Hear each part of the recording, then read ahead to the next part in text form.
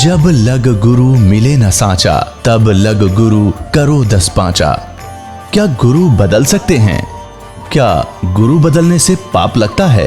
अध्यात्म के इस मैदान में आखिर सही गुरु कौन है? गीता जी में वर्णित तत्वदर्शी संत कौन है? इन सभी प्रश्नों के उत्तर जानने के लिए अवश्य सुनिए जगत गुरु तत्वदर्शी संत रामपाल जी महाराज के मंगल प्रवचन। मेरे कर्म बिगाड़े किसके लिए? कल मृत्यु हो जाएगा, दावणे अंडेगा, बताओ लूटे लाटे रह गए सारे यहीं पर, और पाप कर्म साथ चले गए तेरे। तो इस अध्यात्म ज्ञान से हमारे जो सारे जो खुरापात भरे हैं ना, इस खती खत्म हो जाएंगे और सबकी निर्मल बुद्धि होगी। अब हमने परंपराएं बिगाड़ के एक दूसरे ने देखा सेठ बनना चाहते हैं, चाहे कोई तरीका अपनाना पड़े। जब हमारी रिक्वायरमेंट ही मिनिमम हो जाएंगी सबकी, फिर हमने क्या जरूरत से ज्यादा धक्के खाने की जरूरत ही नहीं पड़ेगी उसकी। तो इस प्रकार ये सारा एक ढांचा जो बिगड़ा हुआ, समय अवश्य लगेगा। बुद्धिमान समाज है, दास देख रहा है, बहुत सहर्ष स्वीकार कर रहे हैं दास के इन वचनों को, क्योंकि सबको आवश्यकता है इसकी। अब जैसे प्रसंग चल रहा कि आप जी अब पूरे विश्व में जाएगा, ये सभी भक्ति करा करेंगे। जो पार होगे वो तो इस समय में अरबों खरबों की संख्या में सतलोक जाएंगे, ये सत्कर मान लेना, अरबों खरबों की संख्या में।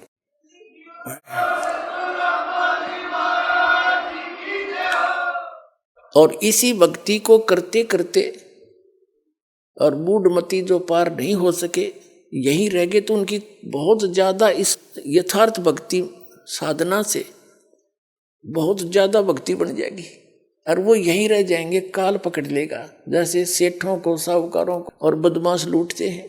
तो ये निरंजन जो है काल, ये बदमाश विलियन है, ये खलनायक है।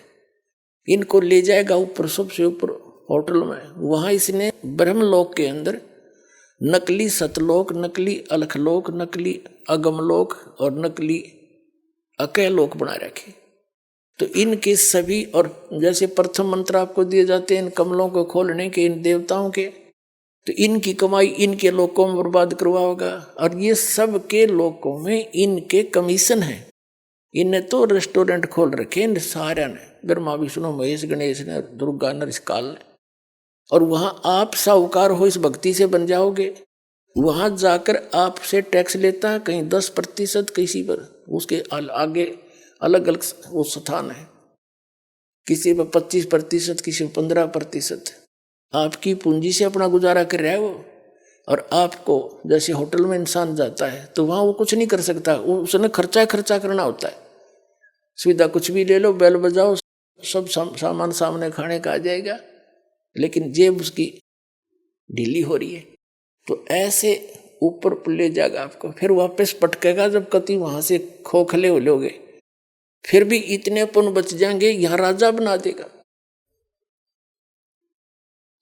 और परमात्मा कहते हैं वो इतने दयालु हैं, उनको पता है कि ये नालायक फिर रह गया यहीं पर, फिर शुरुआत करते हैं उसको समझाने और बुझाने की। इसी प्रकार ये वीर देव सिंह बघेल उन्हीं पुण्यात्माओं में था जो कभी इस युग के, इस बिचली पीढ़ी के समय में भक्ति करता करता रह गया। और फिर तो हजारों युगों तक ऊपर ही रखता ये काल, नीचे पंजे नहीं टिकने देता, क्योंकि यहीं आके भक्ति बने। बाकी तो ऊपर अपना कमाई खानी है, बर्बाद करनी ना समझ पाओ, क्योंकि वहां इसने इतने नकली तोचले बना रखे हैं, भूल भुलैया कर रखी है। इंद्रजाल कहते हैं जिसको, इंद्रजाल बना रखे है वहां पर। तो ये फिर यहीं ठहते हैं परमात्मा को, यही पकड़ते हैं दयालु, फिर आते हैं उनके निकट। उससे पहले काल इतना ज्ञान भरवा देता नकली संतों से कि हमारे पिता ने हमारे निकट आने में भी बहुत समय लगता है, बहुत प्रयत्न करना पड़ता है अपने के पास आने के लिए।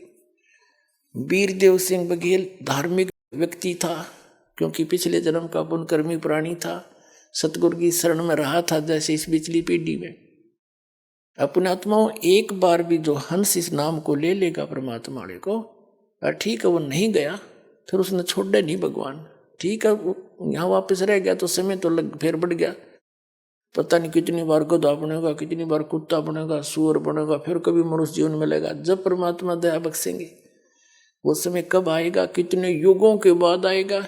ये पीक टाइम, जो प्राइम टाइम अब आ रहा है, और इसमें जो आपको अवसर मिला है, ये तो असंख्य युगों के बाद आपका दाव लगा है। और इसमें चूकियों मतियों को बालकों के गीत नहीं है, डूम बाट के गीत नहीं है, गॉड गिवन ज्ञान है, परमात्मा बताया हुआ है।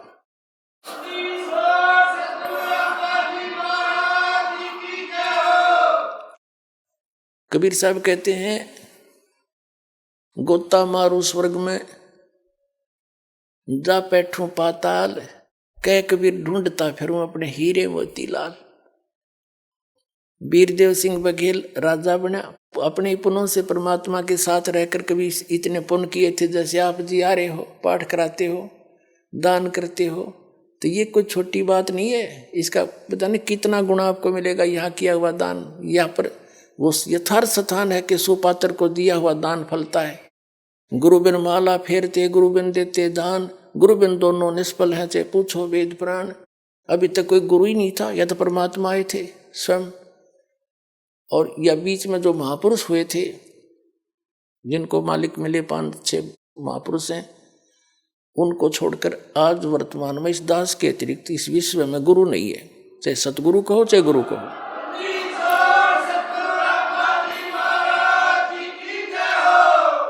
तो यहाँ किया हुआ दान आपको बहुत गणा फल देगा, यहाँ भी सुख देगा, और फिर चलोगे जब यहाँ से, उसमें बड़ा सहयोग मिलेगा, और नाम की कमाई वो अलग से रहेगी। तो ऐसे परमात्मा दयालु उस प्यारी आत्मा वीर सिंह बघेल के लिए भटक रहे थे। एक दिन उस वीरदेव सिंह बघेल ने अपने बाग में, उसका रेजिडेंस भी उसी बाग में था, उसके दूसरे किनारे पर अलग से स्थान बना रखा था साधु संत फकीरों के रुकने का, और वहीं वो उनसे अनुष्ठान कराया करते थे, जैसे सत्संग करा लेते हैं। 10-20 भगत संत बुला कर सत्संग कराते थे, जैसे पहले बगैर ज्ञान के सभी ऐसे लकीर पीट रहे थे। ऐसे उसने सत्संग का जो समय निर्धारित कर रखा था, साधु संत आगे वह सत्संग कर रहे थे, श्रोता बैठे थे, क्योंकि राजा सत्संग करावता, आम आदमी चला जाता वहां पर, बहुत से श्रोता भी बैठे थे। और ये राजा लोग केवल एक फॉर्मेलिटी करते हैं, जैसे बुला लेंगे किसी ने, भाई हमारे पाठ कर दिए, और वो पाठ कर देगा, पंडित जी बैठ के एक अलग से कमरे में, राजा लोग सैर सपट्टे को घूमते रहते हैं, वो करें जाओ पाठ। ऐसे वो सत्संग करा रहे थे, वो सत्संग कर रहे थे, राजा अपने महल में विश्राम कर रहा था। अब परमात्मा कबीर जी पहुंचे वहां पर, एक सिंपल से वेश में, भगत के वेश में। तो वो संत कैसे हैं, लाल पीले कपड़े पहन रहे होते, माला मूला डाल रखी होती, तिलक विलक लगा रखे होते हैं, वो संत वेशभूषा मानी जाती थी। तो वो संत बैठे, अलग आसन दे रखा, जो सत्संग करने आ रहे थे, श्रोता अलग बैठे थे। परमात्मा उन श्रोताओं में बैठ गए, एक दास की तरह, श्रोता की तरह। उन्होंने सत्संग फरमाया, श्री विष्णु जी की महिमा गाई, श्री कृष्ण जी की, श्री राम की। ये सर्वेश्वर हैं, ये नारायण हैं, शेष नाग पर शयन करते हैं, सारी सृष्टि के रचनहार हैं, ये अजरो अमर हैं, अविनाशी हैं। ऐसा सत्संग कर रहे थे, सब सुन रहे थे, सब बड़े मस्ती में थे। परमात्मा ने प्रेरणा करी एक संत को, उन्हीं में बैठे थे जो वह नकली, उसने कबीर साहब को देख रखा था कहीं सत्संग करते हुए। तो संत ने कहा परमात्मा से कि भक्त आप भी तो सत्संग फरमाते हो, कृपा आप भी सुनाओ कुछ। कबीर साहब ने कहा कि आप जी ने सारा कुछ तो सुना दिया, अब सूर्य को दीपक क्या दिखाऊं मैं, आपने सारा कुछ ही ज्ञान बता दिया। फिर भी सब कहने लगे नहीं नहीं कुछ तो सुनाओ, जब आप सुनाते हो सुनाओ, प्रसाद दो ये कर। परमात्मा बोले मैं जो सुनाऊंगा वो तुम सहन नहीं कर सकते, तुम बिदक जाओगे।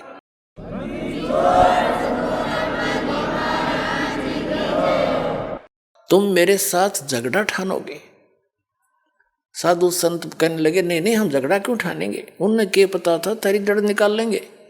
उन्हें सोची यो रामकृष्ण की सुना देते होंगे, हनुमान की सुना देगा, और कोई बेलड़ी और राम की कथा सुना देगा। उन्हें तो ये सोचा था।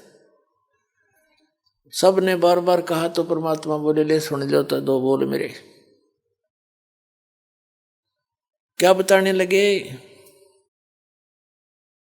गुण तीनों की भक्ति में ये भूल पड़ो संसारे, कह कबीर निज नाम बिना कैसे उतरो पारे। तीन देव की जो करते भक्ति, उनकी कदे ना होवे मुक्ति। मेरे साधो भाई मोहे सब जग भूला पाया, मेरे साधो भाई सब जग भूला पाया। इसी भूल में ब्रह्मा भूला जिसने वेद सरसाया, इसी भूल में ब्रह्मा भूला जिसने वेद सरसाया। वेद पढ़ियो पंडित भूला, वो सार शब्द ना पाया, मेरे साधो भाई मन सब जग भूला पाया, मेरे साधो भाई सब जग भूला पाया। इसी भूल में विष्णु भूला जिन वैष्णो पंथ चलाया, इसी भूल में विष्णु भूला जिन वैष्णो पंथ चलाया। तीर्थ व्रत का बड़ा महात्म बहुविध जीव फसाया, मेरे साधो भाई सब जग भूला पाया। इसी भूल में शंकर भूला जिन भिक्षुक पंथ चलाया, इसी भूल में यु शंकर भूला जिन भिक्षुक पंथ चलाया। सिर पे जटा हाथ में खप्पर घर घर अलख जगाया, मेरे साधो भाई सब जग भूला पाया। इसी भूल में भूले मच्छंदर जिन संगल दीप बसाया, इसी भूल में भूले मच्छंदर जिन संगल दीप बसाया।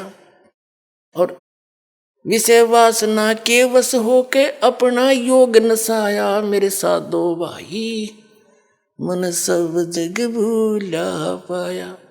इसी भूल में मोहम्मद भूला जिन नाराय मजहब बनाया, इसी भूल में मोहम्मद भूला जिन नाराय मजहब बनाया। पर तरिया सिंह फिरा भटकता लिंग और मूछ कटाया, मेरे साधो भाई सब जग भूला पाया। कह कबीर सुनो भाई साधो इस भूल का भेद न पाया, और जिनने मिल गया यू भेद भूल का फिर वो गर्भवास न आया, मेरे साधो भाई सब जग भूला पाया। गगन में आग लगी बड़ भारी, गगन में आग लगी बड़ी भारी। यो ब्रह्मा मर गया रे विष्णु मर गया, यो शिव जी मरया लटाधारी। इतना कंधे हो तब दिख गए जैसे उबलते हुए तेल में पानी के छींटे लाग जा। क्या बकवास कर रहा है, चुप हो जा, तूने क्या बकवास सुना रहा है। ब्रह्मा विष्णु महेश भी मरते हैं, देखो झूठ बोलता है, ये करता है। परमात्मा बोले मन कह तलन दो सारी।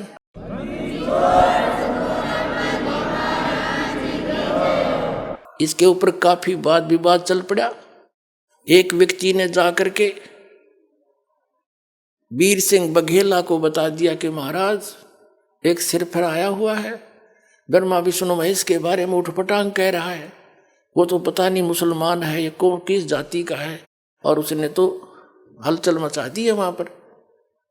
तो राजा ने एक नौकर भेजा सिपाही के जाओ छड़ीदार लाओ, बुलाकर उसको यहां लाओ, पकड़ के बुला के लाओ। वीरदेव सिंह बघेल इतना अवश्य महसूस करता था कि संत को से बदतमीजी नहीं करनी चाहिए। उसने कहा कि जाओ उसको बुला के लाओ। अब उसके साथ संत कोई गया था वो निंदा करने, उसके साथ एक छड़ीदार यानी सिपाही भेज दिया, और उसने जाके कहा कि चलो मिस्टर आपको राजा बुला रहा है। परमात्मा ने कहा भाई मेरा और राजा का के रिश्तेदारी है, मैं तो सत्संग सुनने आया था। इनने कहा 2 बात सुना दे, मैंने सुना दी, इन पर उठी नहीं। राजा को आवश्यकता हो ना यहाँ आ जाएगा, मुझे राजा की जरूरत नहीं। छड़ीदार वो सिपाही भी वापस आ गया, 2-4 और निंदा चुगली करीब करने लगे, जो तेनों कह राजा को जरूरत होती यहाँ जाए। अब राजा चला गुस्से में होकर कि ऐसा किसका दिमाग घूम गया, कौन ऐसी बकवास कर रहा है। अब इन जनसाधारण का के व्यवत राजा के चाहे कुछ भी हो, चाहे पृथ्वी का पूरा राजा हो, अध्यात्म के सामने इनके सब के छक्के छूट जाते हैं। कोई वस्तुएं नहीं है ये तो मालिक के सामने। अब जब राजा आ रहा था गुस्से में, वीर सिंह बघेल, परमात्मा ने एक लीला करी, वहां बैठे थे, उसी से जमीन से 1.25 हाथ ऊपर, यानी इतने ऊंचे, ऐसे उठ गए।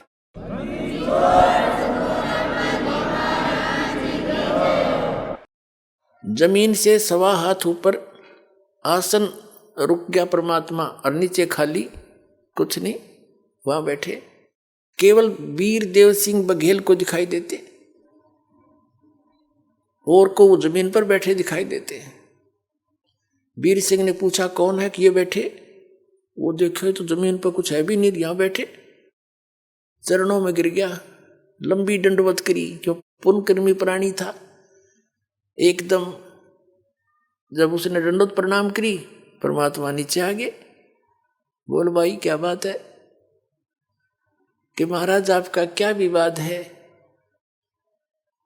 उन परमात्मा ने बताया कि इन्होंने मुझसे आग्रह किया कि कुछ सत्संग सुना दो। मैंने इनको मना किया था कि मेरे वचन तुमसे सहन नहीं होंगे, और तुम ठीक सुना रहे हो, सुनाते रहो। इन्होंने ज़्यादा कहा तो मैंने अपना जो ज्ञान सुना दिया, वो इनके गले नहीं उतरा। क्या बताया कि ब्रह्मा विष्णु महेश की ये भक्ति बताते हैं, और वेदों और गीता में लिखा है कि तीनों गुण की जो भक्ति करते हैं वो राक्षस स्वभाव को धारण किए हुए मनुष्यों में नीच दूषित कर्म करने वाले मूर्ख, ये उल्टी पट्टी पढ़ा रहे तुम्हारे। अब आपको दिखाते हैं। गुण तीनों की भक्ति में ये भूल पड़ो संसारे। 600 वर्ष पहले परमपिता परमात्मा कबीर जी ने ये वचन बोले थे, जो आज हमारे सद्गुण प्रमाणित करते हैं कि इन तीनों गुण की भक्ति, रजगुण ब्रह्मा, सतगुण विष्णु, तमगुण शिव जी की भक्ति नहीं करनी चाहिए। इसे मोक्ष नहीं हो सकता। इसके साधना करने से आपका स्वभाव बिगड़ जाता है, क्योंकि ये ना तो इनकी साधना से आपके कर्म दंड मोक्ष होते हैं, और न ही कोई आपके भाग्य में परिवर्तन हो सकता है। जैसा करोगे वैसा ही फल मिलेगा। फिर भक्ति का क्या फायदा? अब किसी की मृत्यु का समय आ गया, या किसी को कोई हानि होनी है, टांग कटनी है, प्रारब्ध में लिखिए तो कटेगी वह। ब्रह्मा विष्णु महेश की साधना से कोई बचाव नहीं, जान जानी हो जावेगी। तो कबीर परमात्मा की शरण माने से वो टांग कटनी होगी, इस प्रारब्ध लिखा होगा तो नहीं कटेगी। एक गुठा टूट कर आपका जीवन बच जाएगा। संत शरण में आणते आई टले बला, और जय मस्तिष्क में सूढ़ी होगा काटे बैठे।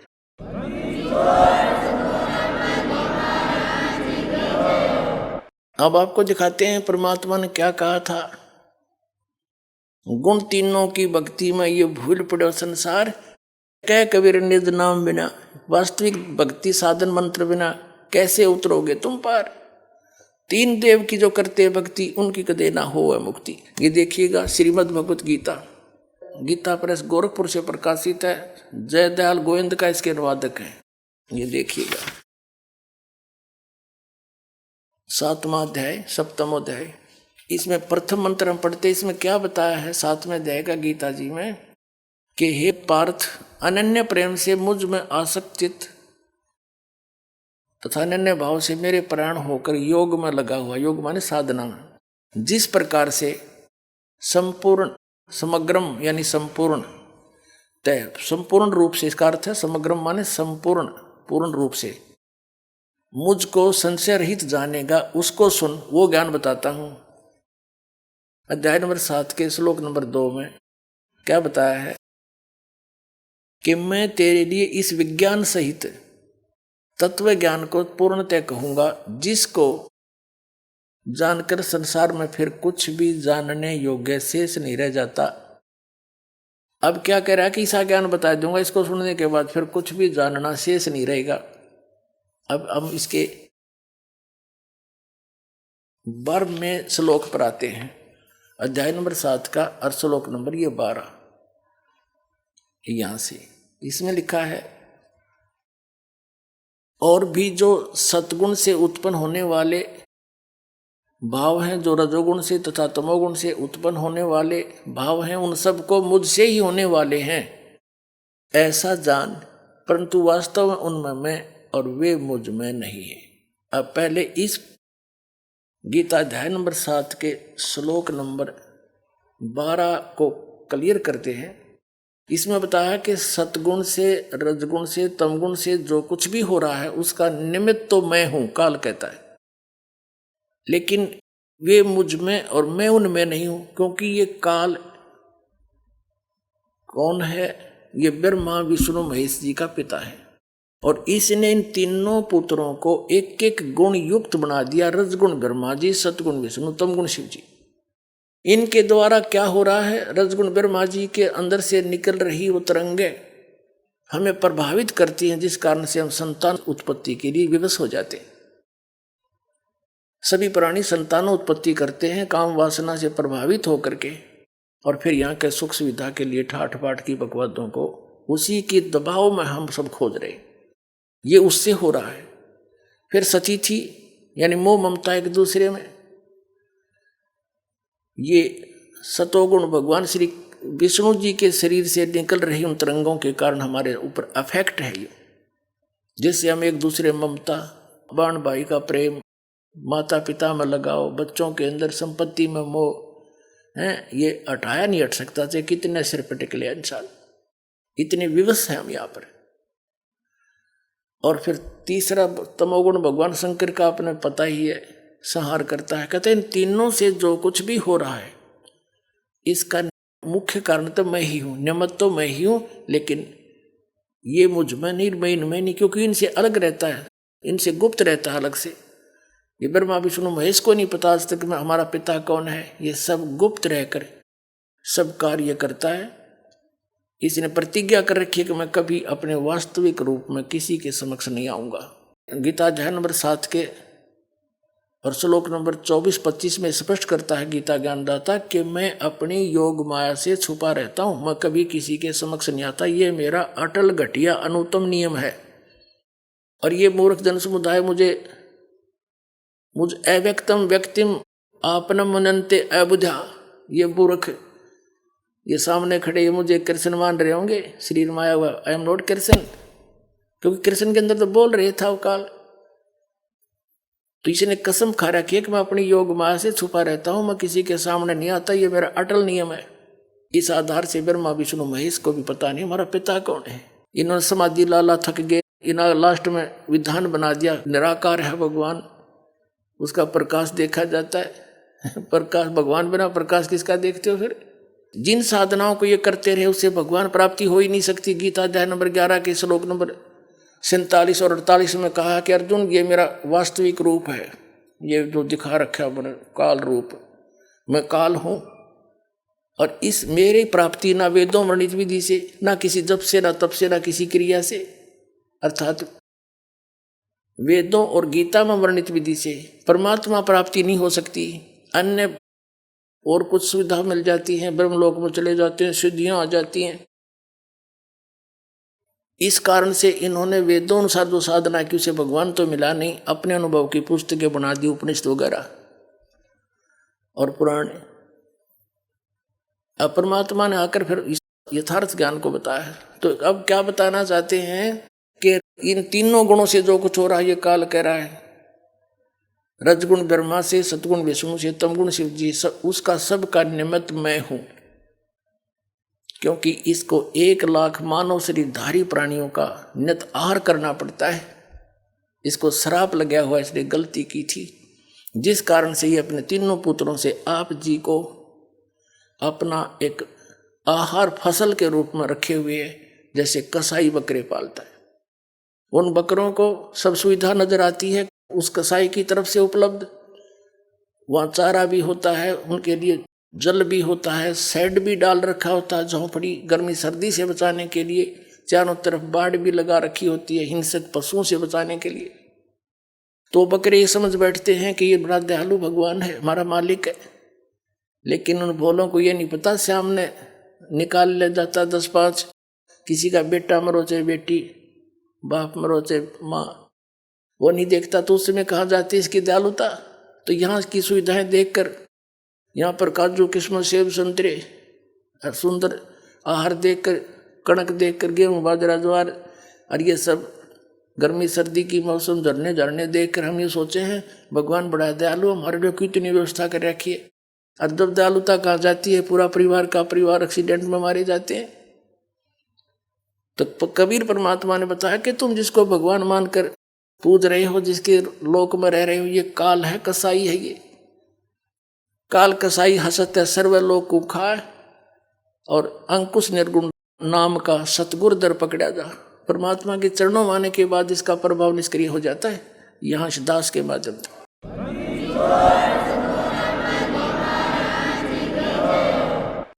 अब ये सिद्ध करते हैं कि रजगुण ब्रह्मा, सतगुण विष्णु, तमगुण शिव जी है। ये देखिएगा अपने ही सदग्रंथों में श्री शिव पुराण गीता प्रेस गोरखपुर से प्रकाशित है। इसके संपादक कौन है? हनुमान प्रसाद पोदार। ये संक्षिप्त शिव पुराण रुद्र संहिता और संक्षिप्त शिव पुराण 110 पृष्ठ पर हम पढ़ रहे हैं, गीता प्रेस गोरखपुर से प्रकाशित, मोटा टाइप। इस प्रकार ब्रह्मा, विष्णु और रुद्र इन 3 देवताओं में गुण हैं, यानी रजगुण ब्रह्मा, सतगुण विष्णु, तमगुण शिव। परंतु शिव गुणातीत माने गए हैं। वो शिव कौन है? ये इनका पिता है। ये वास्तविक रूप में नहीं आता, किसी कभी ब्रह्मा के रूप में आ जाता, कहीं विष्णु के रूप में। शिव पुराण में ये शिव के रूप में आया, जिस कारण से इसकी महिमा अलग से बनाई।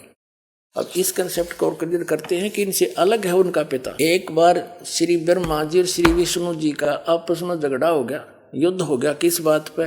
ब्रह्मा जी कहता मैं तेरा पिता, विष्णु जी कहता मैं तेरा बाप। लट्ठम लट्ठा युद्ध हो गया शुरू। तो इस काल ने, इनके पिता ने, जो कहता मैं इनसे अलग रहता हूं, ये गुप्त रहता है, इसने ऊपर से एक स्तंभ छोड़ दिया, पिलर, लिंग पिलर का सफेद, इनके दोनों के बीच में खड़ा कर दिया एकदम, और बहुत लंबा चौड़ा, ऊपर तक लंबाई बहुत ज्यादा उसकी। इन्हें युद्ध बंद कर दिया, उसका और छोर खोजने में लग गए। फिर ये स्वयं आ गया अपने पुत्र शिव का रूप धारण करके, शिव रूप में। फिर इनको ज्ञान देने लगा। तो क्या बताता देखिएगा, ये शिव पुराण विद्वेश्वर संहिता, विद्वेश्वर संहिता और संक्षिप्त शिव पुराण 24 पृष्ठ पर। ये देखिएगा इनका बीच में जो स्तंभ खड़ा किया उसने, ये चित्र बना रखा है ब्रह्मा और विष्णु जी के बीच। फिर इनके बाद ये आ गया, प्रकट हो गया, इनसे बातें करने लगा। यहाँ पर 25 पृष्ठ पे ब्रह्मा और विष्णु ने पूछा, प्रभु सृष्टि आदि 5 कर्तों के लक्षण क्या है, यह हम दोनों को बताइए। भगवान शिव बोले, युग काल आ गया शिव रूप में, अपने पुत्र के रूप में। मेरे कर्तव्यों को समझना अत्यंत गहन है, तथापि मैं कृपा पूर्वक तुम्हें उनके विषय में बता रहा हूं। यहां देखना अब 26 पृष्ठ पे ये क्या कहता है, पुत्रों तुम दोनों ने तपस्या करके प्रसन्न हुए मुझ परमेश्वर से सृष्टि तथा सतिथि नामक 2 कृत प्राप्त किए। ये तो दोनों हो गए ब्रह्मा और विष्णु। फिर ये दोनों तुम्हें बहुत प्रिय हैं। इसी प्रकार मेरी विभूति स्वरूप रुद्र और महेश्वर ने, ये ने है मैंने, 2 अन्य उत्तम कर संहार और तिरोभाव मुझसे प्राप्त किए। अब से 2 गया, 2 थे ब्रह्मा विष्णु और 2 ये शंकर रुद्र और महेश्वर। 5वां यू बोलनिया शिव पुराण बोल रहा है। तो इससे क्या हो गया कि ये इनसे अलग है। ब्रह्मा विष्णु महेश, ये तीनों देवताओं में गुण है, ये इनसे न्यारा है। हो गया शिव पुराण से सिद्ध। यू 5वां अलग से है इनका पिता। 4था ये रुद्र, तो 11 रुद्र अलग हैं, वो भी इसी की देन है, लेकिन वास्तव में 3 ही हैं ये, रजगुण ब्रह्मा, सतगुण विष्णु, तमगुण शिव। ये देखो हमारे सदग्रंथों में प्रमाण। मार्कंडेय पुराण गीता प्रेस गोरखपुर से प्रकाशित है, ये गीता प्रेस गोरखपुर से प्रकाशित है और ये यहां से प्रकाशित है। इसके 123 पृष्ठ पर ले चलते हैं आपको। 122 से प्रारंभ करते हैं। यहां पर मार्कंडे जी ज्ञान बता रहे हैं। मार्कंडे जी बोले, मुने, यहां तक हम इसके सामने लेते हैं, यहां पर आते हैं, अपने मतलब की बात लेते हैं। रजोगुण प्रधान ब्रह्मा, तमोगुण प्रधान रुद्र और सतगुण प्रधान विश्वपालक विष्णु हैं। यही 3 देवता हैं और यही 3 गुण हैं। इति सिद्धम, रजगुण ब्रह्मा है, सतगुण विष्णु, तमगुण शिव जी। और क्लियर कर, पुण्यात्माओं, ये ऐसा जटिल बना रखा है अध्यात्म ज्ञान, 9 सूत उलझा दिया इन अज्ञानियों ने काल से प्रेरित होकर। कबीर साहब कहते हैं, एक शेर सूत कच्चा धागा जो चरखे पर काटा करते, कबीर साहब उसको सुलझा सुलझा कर कपड़ा बना करते थे। और किसी जुल्हे का एक किसी भी बालक ने गलती से कोई छेड़छाड़ दिया, वो सूत उलझ जाता, उसका धागा, तो सारा दिन लग जाता था उसको सुलझाने में। बेचारे को एक शेर सूत को, 1 किलो को अगर टूट गया तो गांठ लगे, गांठ लगी तक जिसका कपड़ा बुनना है वो ले को नहीं, पैसे दे नहीं, सारा व्यर्थ गया। धीरे धीरे सुलझा सुलझा गांठ भी नहीं पड़े, टूटे भी नहीं और सुलझ भी जाए। तो कबीर साहब कहते हैं उसमें कितना मेहनत और परिश्रम, कितना समय लगता है। इन्होंने, इन अज्ञानियों ने काल प्रेरणा से, नकली संतों, महंतों, आचार्यों और शंकराचार्यों ने, गुरुओं ने अध्यात्म ज्ञान को ऐसा उलझा दिया इस काल प्रेरणा से कि 9 सूत उलझिया, ऋषि रहे झकमार और सतगुरु ऐसा सुलझा दे, उलझा ना दूजी बार।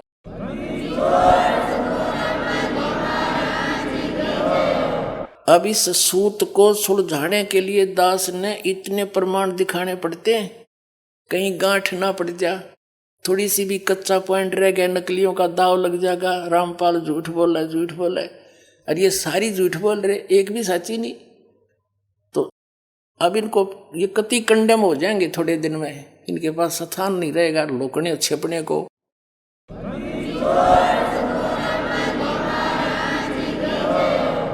या तो ये संत स्वीकार कर लेंगे कि सचमुच सच्चाई यही है और सबको कह देंगे अपने भक्त अनुयायियों को, इनका भार हल्का होगा।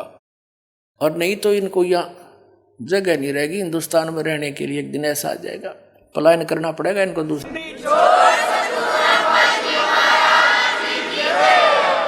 तो इस 9 सूत सुलझाने के लिए इतने 1 पॉइंट, 1 बिंदु को क्लियर करने के लिए ढेर सारे प्रमाण दे करके फिर आगे बढ़ना पड़ता है। और तभी आज दास सफल हुआ, कबीर परमात्मा की रजा से उसके बच्चों को ज्ञान पहुंचाया। बुद्धिमान समाज सारे प्रमाण देखकर दांतों तले उंगली दबा रहे हैं, हे भगवान कहाँ छुपा था ये अनमोल ज्ञान।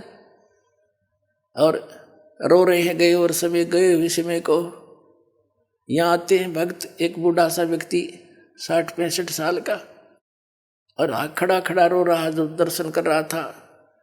नो ऐसा उसका नो दिल कर रहा था जैसे सीने से लगा लूं, और कह रहा था 10-12 वर्ष मुझे क्यों छोड़ दिया अकेला, वो फंसा हुआ था जय गुरुदेव के। नो रोवे, मुझे क्यों त्याग दिया था, मुझे क्यों छोड़ दिया, मेरे से क्या गलती बन गई, आज मिले मुझे सही ठिकाना। तो ऐसे रो रही पुण्यात्मा, कोई 30 वर्ष से कोई 20 वर्ष बर्बाद करके उनका कुकर पेटा भरेगा, सारा जीवन खो दिया। लेकिन पुण्यात्मा घबराइयो ना, यह साधना ऐसी है, थोड़े दिन में रिकवर हो जाएगा सारा आपका पिछला सारा, चिंता मत करना।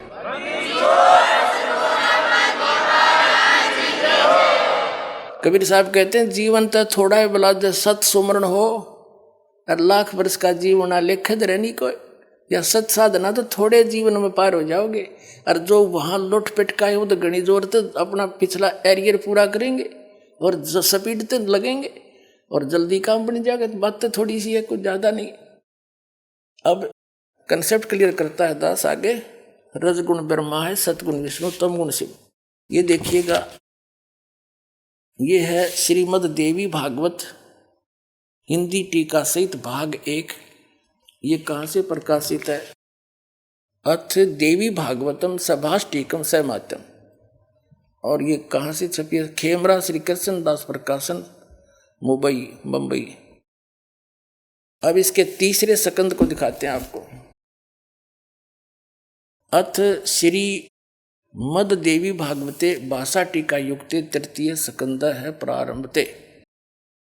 इसके प्रश्न नंबर 11 पर आपको दिखाते हैं। यह है प्रश्न नंबर 11।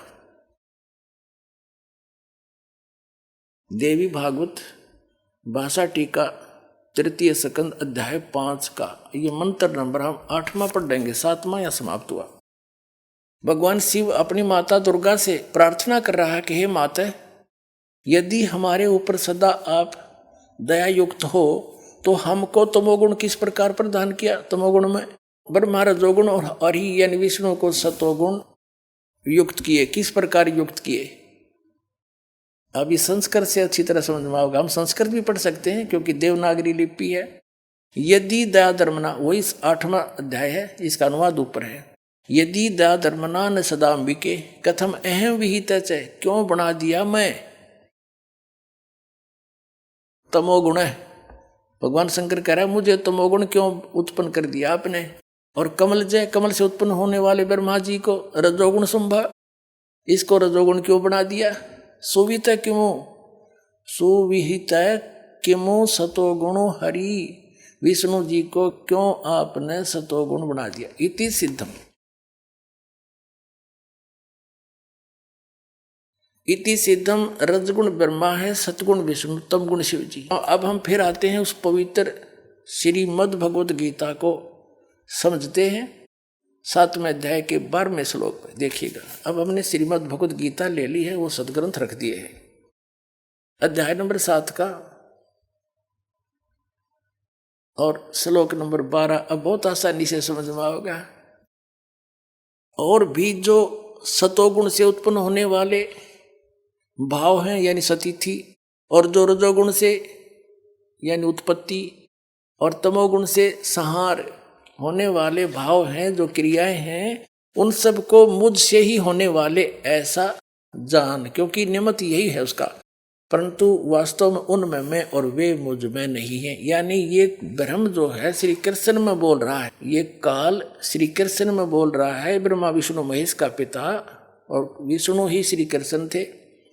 अपने पुत्र श्री कृष्ण में आकर ये बोल रहा है और गीता का ज्ञान दे रहा है।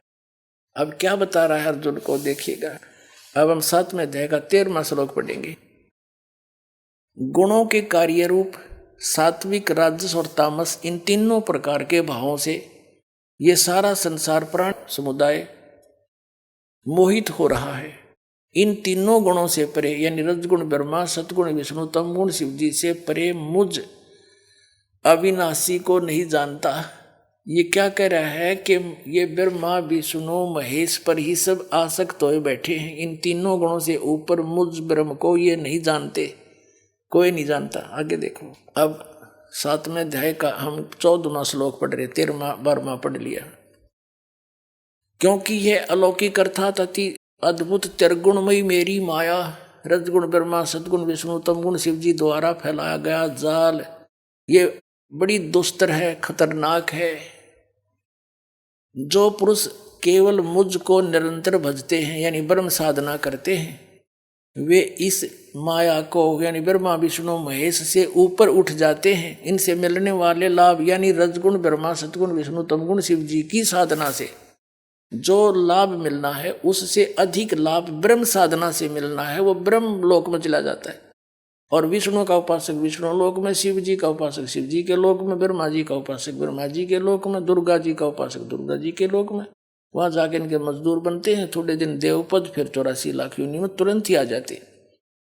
तो ये कहता है कि इनसे अधिक मेरा लाभ है मेरी भक्ति का, ये इन्हीं में उलझे पड़े। तीन त्रिगुण में माया बड़ी दुस्तर है।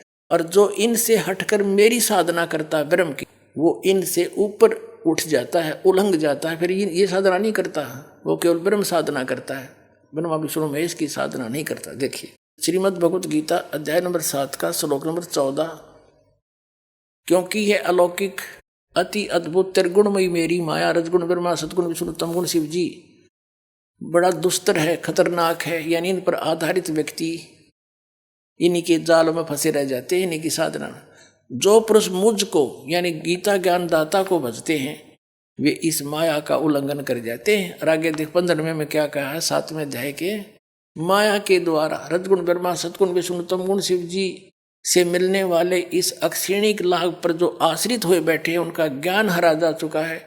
यानी जो श्री ब्रह्मा श्री विष्णु श्री शिव जी यानी ब्रह्मा की पूजा करते हैं विशेषकर, और इनकी जो इन्हीं पर आश्रित हैं और किसी की सुनते इनकी बुद्धि हरी जा चुकी है, ये आगे सुनना पसंद नहीं करते, इनका ज्ञान हरा जा चुका है। देखिएगा माया के द्वारा जिनका ज्ञान हरा जा चुका है, असुर स्वभाव को धारण किए हुए मनुष्यों में नीच और दूषित कर्म करने वाले मूर्ख मूढ़ लोग मुझे नहीं भजते, मुझको नहीं भजते। अब गीता ज्ञान दाता ब्रह्म है, श्री कृष्ण में प्रवेश करके बोल रहा है, इनका पिता है, ये कह रहा है कि ये जो केवल ब्रह्मा विष्णु महेश तक सीमित हो गया, आगे किसी की सुनने तैयार नहीं, ये राक्षस स्वभाव को धारण किए मनुष्यों में नीच दूषित कर्म करने वाले मूर्ख मेरी भक्ति भी ना करते। जब परमात्मा उनको सुनाने लगे गुण तीनों की भक्ति में ये भूल पड़ो संसारे, कहे कबीर निज नाम बिना कैसे उतरो पारे। तीन देव की जो करते भक्ति उनकी कदे ना होवे मुक्ति। परमात्मा ने बोले थे ये कोड वर्ड, तीन गुणों की भक्ति के समझे संसार। तीन गुण कौन है? इस दास ने प्रमाणित किया परमात्मा के एक वचन को सिद्ध करने के लिए इतने कुछ ढेर सारे प्रमाण बताने पड़े कि रजगुण ब्रह्मा सतगुण विष्णु तम गुण शिव जी है। और इन तीनों की भक्ति में इनसे आगे कोई सुनना नहीं चाहते, इन्हीं पर जिन आश्रित हो गए, जिनका ज्ञान हरा जा चुका है, राक्षस स्वभाव को धारण किए हुए मनुष्यों में नीच दूषित कर्म करने वाले मूर्ख, ये गीता ज्ञान दाता कहता है मेरी भक्ति भी ना करते। अब परमात्मा लगे समझाणवा उनको। वीर देव सिंह बघेल कहने लगा जी घर चलो एक बार दया करो। परमात्मा बोले आपने पुरोहित ने और बुला ले साथ में। वो पुरोहित बुला लिया। परमात्मा ने कहा मैं बताऊंगा कौन सी पुराण कौन सी गीता में क्या क्या है, और तो खोल खोल कर साची बताइए, कदे बकवाद कर दे। राजा बोला तलवार दिखा पंडित जी, कदी साची बताइए सारी। अगदी सारी बताऊंगा। परमात्मा बताएंगे बताइए।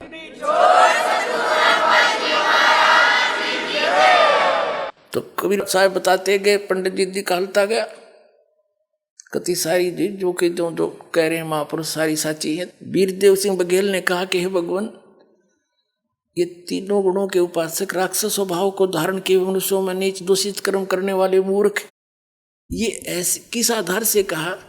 कृपा कुछ समझाइए मुझ दास को। एकदम नम्र हो गया। कबीर परमेश्वर ने बताया कि जैसे हिरण्यकशिपु ने रजगुण ब्रह्मा की पूजा की थी, साधना की थी, और क्या कहलाया वो? अपने पुत्र का शत्रु हो गया, राक्षस कहलाया, कुत्ते वाली मौत मारा गया। वीरदेव सिंह बघेल एकदम स्तब्ध रह गए कि बिल्कुल। कबीर साहब कहते हैं कि ब्राह्मण बाण और कर्म कसाई हिरणाकुश छाती तोड़वाई। ब्राह्मण यानी भक्त होके ब्राह्मण को आवे, वेदों को पढ़े, ज्ञान सुना और भक्ति करे। और कर्म कसाई जैसे ब्राह्मण बाणा कर्म कसाई हिरणाकुश छाती तोड़वाई, यानी हिरण्यकशिपु ने फिर छाती तोड़वाई, नरसिंह ने मारा, वो पटक के पाड़ के गिर दिया। तो ये राक्षस स्वभाव को धारण किए मनुष्यों में नीच है। बता भगवान का विरोधी बन गया, विष्णु जी से विरोध, और ब्रह्मा की साधना कर बैठा, पर पाकर सिद्धि हल्दी की गांठ पंसारी बन गया, मैं भगवान हो गया। इसे बुद्धि भ्रष्ट और क्या होगा जी? जो कहता मैं भगवान हूं। तमोगुण शिव की भक्ति करी थी रावण ने, और ब्राह्मण होके के कर्म कर डाले। अपनी ही माता को सीता को अपहरण कर लिया, पत्नी बनाने की चेष्टा करने लगा, और कुत्ते वाली मौत मरा। एक आप रोज पढ़ते हो सुनते भी हो इन ब्राह्मणों से, परमात्मा कह रहे थे एक भस्मासुर नाम का एक राक्षस था, तपस्वी था। राक्षस तब पाछा बना, जब ये उसका पुजारी थे, ये कर्म करेगा। उसने भगवान शिव के गेट के सामने ऊपर को पैर नीचे को सिर करके सिरासन पर 12 वर्ष तप किया। उससे पहले हजारों वर्ष कैलाश पर बैठकर तप कराया था पर्वत पर। वहां नहीं सुनाई हुई तो उसके बारे में आगे धरना दे दिया गेट के सामने शिव जी के। 12 वर्ष जब ऊपर को पैर नीचे को सिर किए हठ योग करता रहा। एक दिन पार्वती जी ने कहा, भगवान आप तो समर्थ हैं, आपका पुजारी क्या मांगता है, इसको दो फारिग करो। 12 वर्ष हो गए इसने यहाँ आपकी कितनी घोर तपस्या कर रहा है। अब शिव जी बोले, बोल भाई क्या मांगता है। अब भस्मासुर ने कहा, जी ऐसे नहीं, वचनबद्ध हो जाओ प्रभु तब मांगो।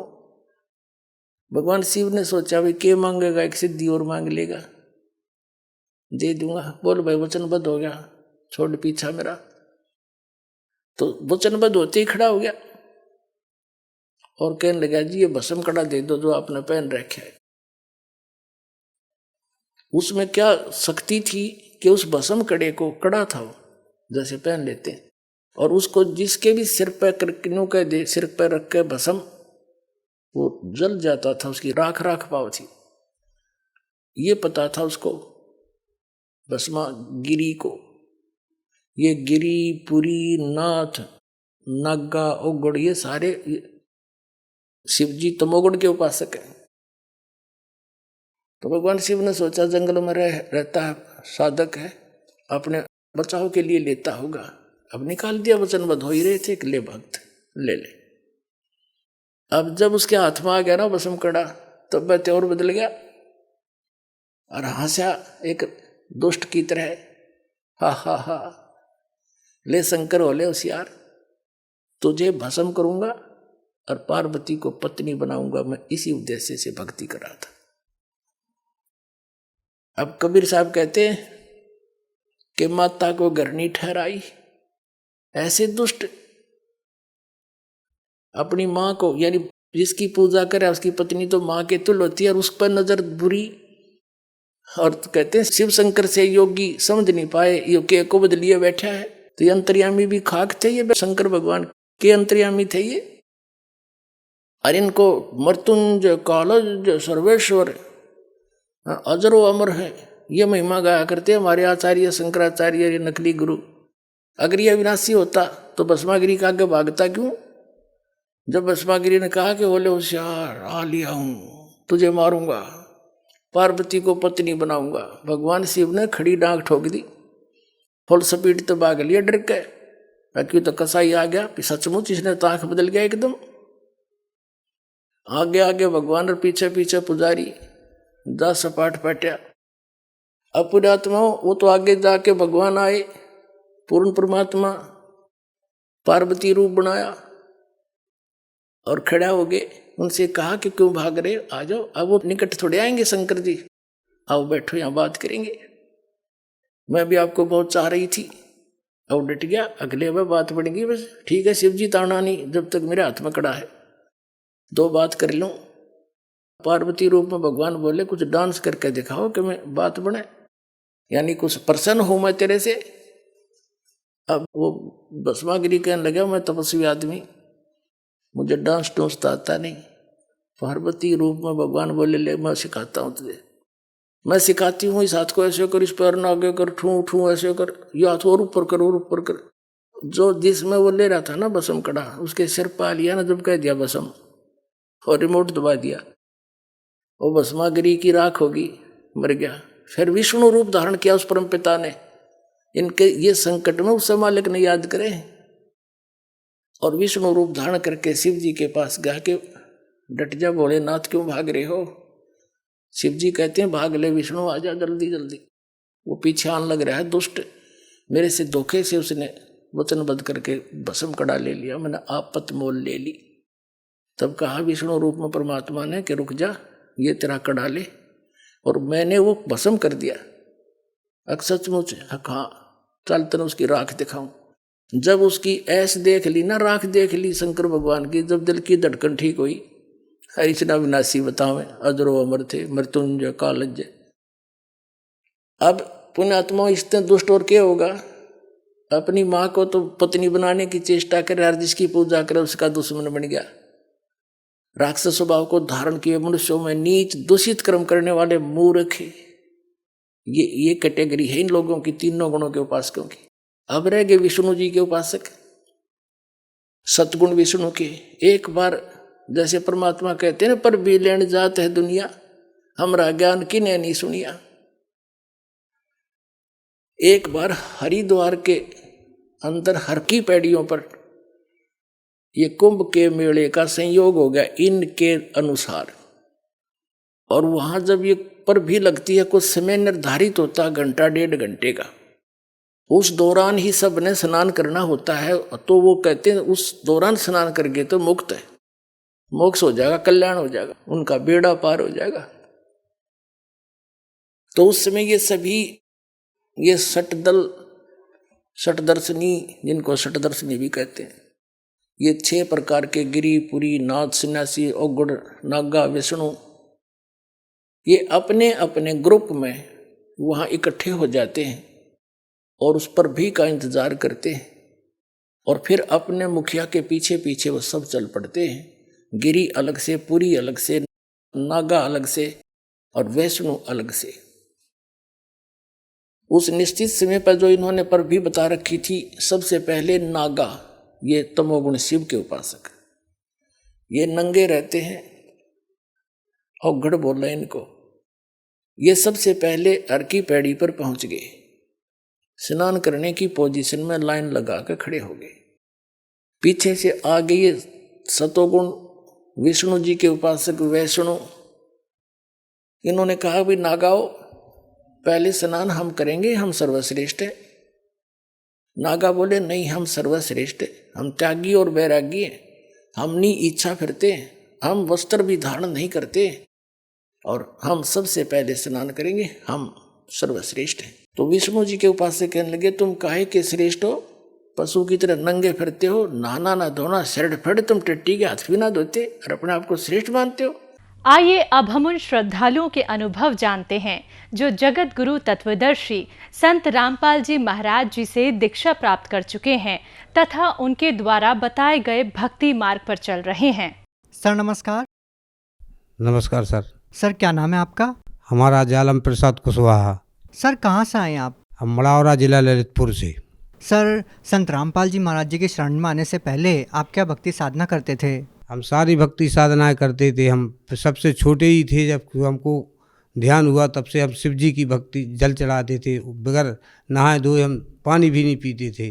फिर इसके बाद थोड़े और वो हो गए तो फिर हम रामायण भी करते थे, अखंड कीर्तन भी करते थे, सारे हम लोग मंगल भी बांध करके कीर्तन भजन भी करते थे। जितनी सारी भक्तियाँ होती हैं हिंदू धर्म की वो सारी करते थे।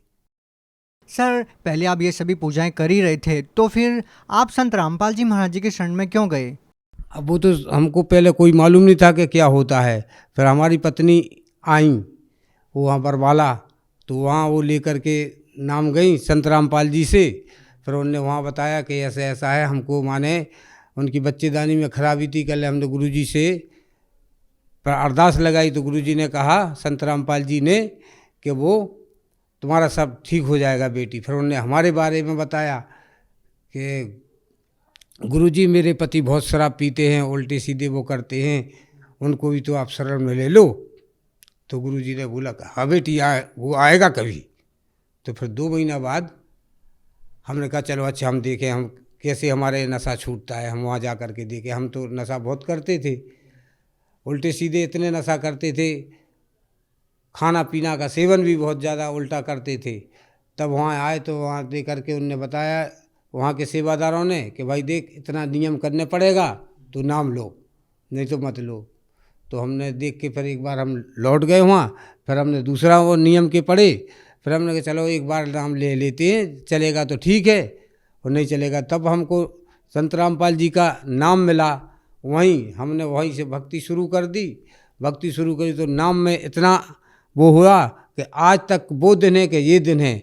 हमारी इच्छा भी नहीं होती है। कोई कहता है कि भाई ऐसे करो तो उनको हम ये कहते भाई ये गंदी आदत मत करो, एक अच्छी चीज़ नहीं है। संत रामपाल जी की दया से मेरे सारे नशापत्ती छूट गए। सर आप एक बात बताइए, आपने संत रामपाल जी महाराज जी से नाम दीक्षा कब ली? हमने 30 जनवरी 2014 को ली थी। सर, जो भी संत रामपाल जी महाराज जी से नाम दीक्षा लेता है उनको कोई ना कोई लाभ जरूर होते हैं, चाहे वो शारीरिक हो, आध्यात्मिक हो, भौतिक हो। तो सर, हम आपसे जानना चाहेंगे, आपको संत रामपाल जी महाराज जी से नाम दीक्षा लेने के बाद क्या कोई लाभ मिला? हाँ, ऐसे ही मिला है। हमने आपको बताया कि मेरी पत्नी को माने उनने कह दिया था, उनको भी लाभ मिल गया। और तो उनको अब प्राइवेट अस्पतालों में दिखाते रहे, उन लोगों ने कह दिया कि भाई तेरे तो ऑपरेशन होगा।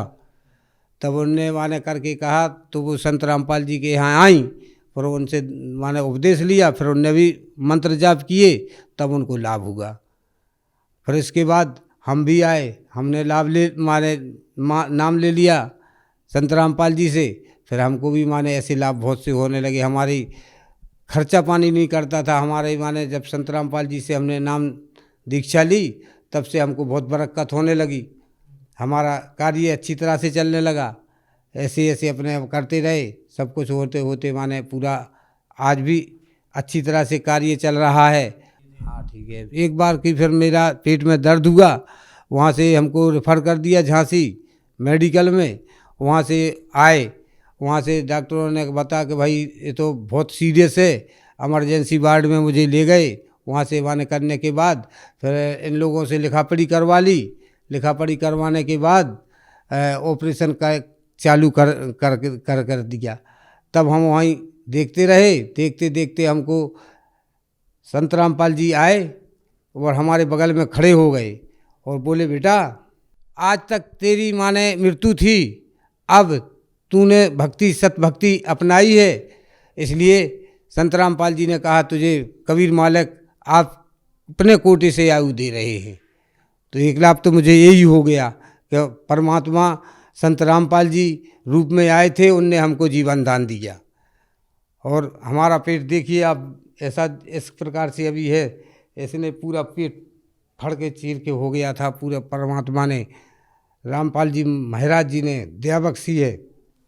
और ये मेरे कागज़ भी हैं, वहाँ से मालिक की दया से, संत रामपाल जी की दया से हॉस्पिटल में माने मृत्यु हो चुकी थी, परमात्मा संत रामपाल जी के रूप में आन करके उनने मेरी जीवन दान दिया है। और ऐसे कई बार बहुत से लाभ हैं, सारी माने वो होते रहते हैं। संत रामपाल जी के भक्ति करने से हमको बहुत से लाभ होते हैं। हमने वैसे तो इकट्ठे करते रहते थे, उल्टे सीधे खर्च में होते रहते थे। अब मालिक की दया से, संत रामपाल जी की दया से इतने लाभ होते हैं कि हम 2-2, 4-4, 10-10 हज़ार रुपया भी जोड़ लेते हैं और अपने धन पूर्ण करते हैं और हमको अच्छे अच्छे लाभ होते हैं। और हमारा और कोई प्रकार से कोई उल्टा सीधा खर्च नहीं है, नशा पत्ती का सेवन कुछ करते नहीं हैं, भक्ति बराबर करते रहते हैं। संत रामपाल जी महाराज जी ने आपको बहुत बड़ा लाभ दिया है, आपके जीवन की रक्षा उन्होंने की है, तो फिर आप भगत समाज को क्या संदेश देना चाहेंगे? भगत समाज को तो मैं संदेश यही देता चाहता हूँ कि अपने जाओ, जहाँ जहाँ ये मीडिया वाले सत्संग पे आते हैं उन पे पट्टी चलती है, उनमें नंबर होते हैं। ज्ञान गंगा पुस्तक में, जीने की राय में, गीता तेरा ज्ञान अमृत में, इनमें नीचे नंबर लिखे रहते हैं। उनके नंबर लेकर के कहीं भी आप फ़ोन लगा सकते हैं। वहाँ फ़ोन लगाने के बाद अपने ज़िला में जहाँ भी नज़दीक आश्रम होगा वहाँ से आप नाम दीक्षा ले सकते हैं और मेरे जैसे आप सभी को लाभ हो सकते हैं। जी बहुत बहुत धन्यवाद सत साहेब जी।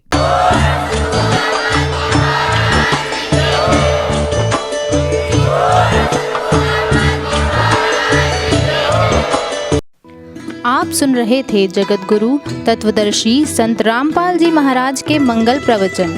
अधिक जानकारी के लिए संपर्क करें